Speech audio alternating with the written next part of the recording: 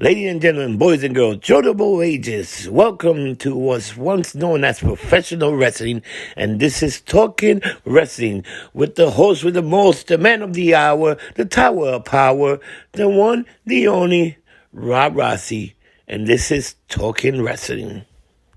Hello, people, and welcome to another exciting episode of Talking Wrestling with Rob Rossi, and I am here with you today.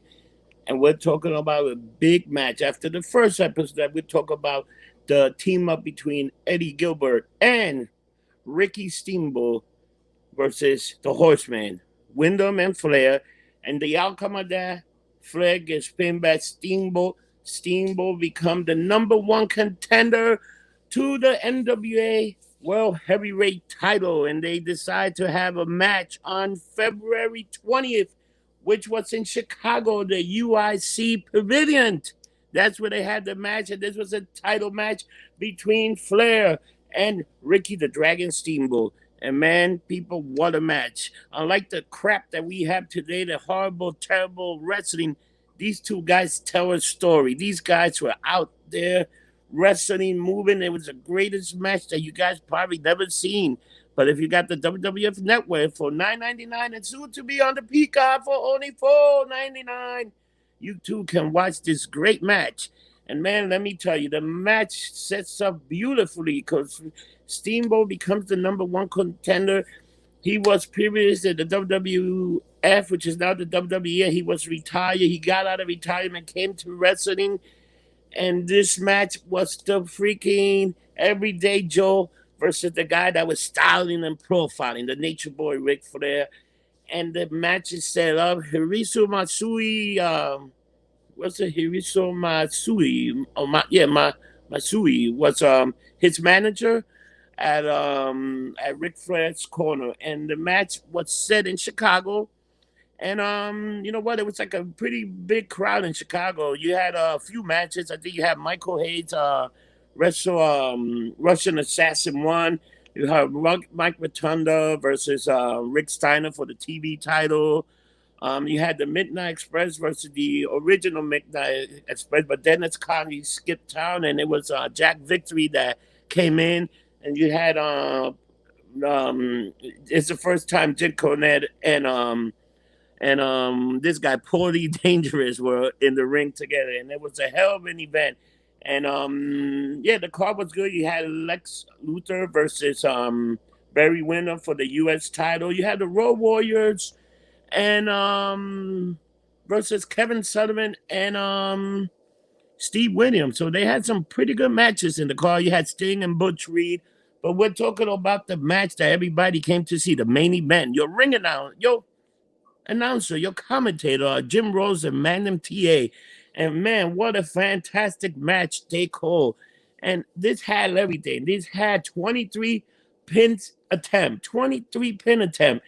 This match had everything you wanted: the drama, the action, the speed. It was a match that was 23 minutes and 18 seconds. And my God, let's start. So you have the ring intro. Ricky Steamboat, Ric Flair comes out. You know, the big show. The belt, the robe, looking like $1 million. Ricky Steamboat comes out there with his kid, holding his kids up. His wife is behind him.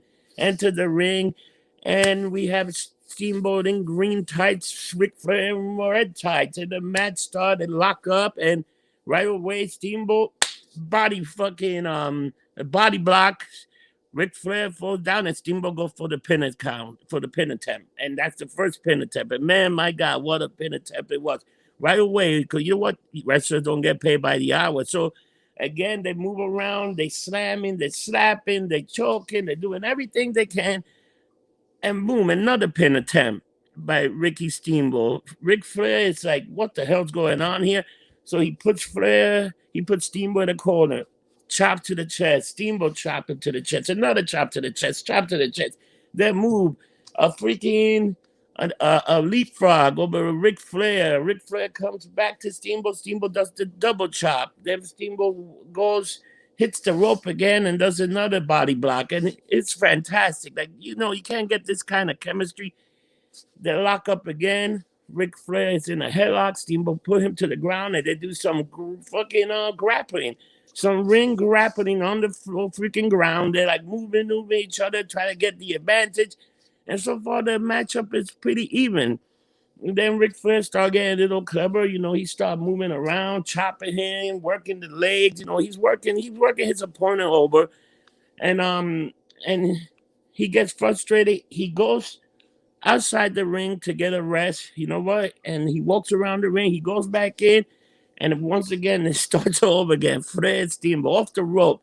Steamboat goes under Ric Flair's leg, stands up, and gives him a drop kick. It was fantastic. Then he threw him around again. Then Fred throws him around.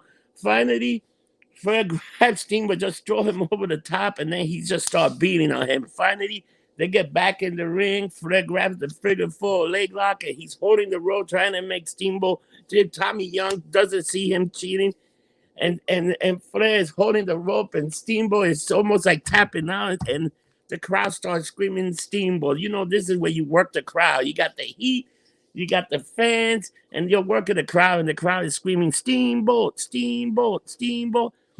And Steamboat's in this terrible figure four leg lock, and this and that, and Flair's holding the rope. Finally, they get out of the freaking figure four leg lock, and Rick and Steamboat start fighting again. And then this giant collision between the two of them that they go over the top rope onto the floor, and boom, they're down there for a little while. They start fighting. Finally, the action goes back to the freaking ring, and over there inside the ring, that's when the action gets really hot and heavy. So Ricky Steamboat goes to the top rope, drops a chop to Ric Flair's head. He goes back to the top rope. He's about to give Ric Flair the flying body press. And what happened? Not only does he hit Ric Flair, he also hit Tommy Young. So Tommy Young is knocked out. Steamboat goes to check on him. Flair comes from behind, grabs him, pulls him down, try to get it in, but there's no referee. Peanut Head Teddy Long come out, and he's out there checking on Tommy Young. And Ric Flair hits Steamboat, and he's about to put him in a figure four leg lock. And what does Steamboat does? He gets him in a small package, and Teddy Long counts 1, 2, 3, and Steamboat is the new NWA champion. What a great match. It was a fantastic match. People, if you haven't seen this match, go on the WWF Network. You can even find it on YouTube. Some of these matches are available on YouTube. You can search it on YouTube and find them. But this match is fantastic, man. A total great match. Easy to watch, and I think everybody will enjoy it. But if you haven't seen it, it's the February 20, 1989 Chi-Town Rumble from Chicago, baby. Chicago is the town where everybody has a good time, especially on those days that are cold and a little snowy. Warm up to a nice senorita. Yeah, baby. But people, remember Steamboat, Flair, Chi-Town Rumble. Check it out. 23 minutes and 18 seconds. Great match. And what else can you say? This is Wrestling with Rob, and I'll catch you guys next week with another exciting episode Talking Wrestling with Rob Rossi. Thank you, and have a good one.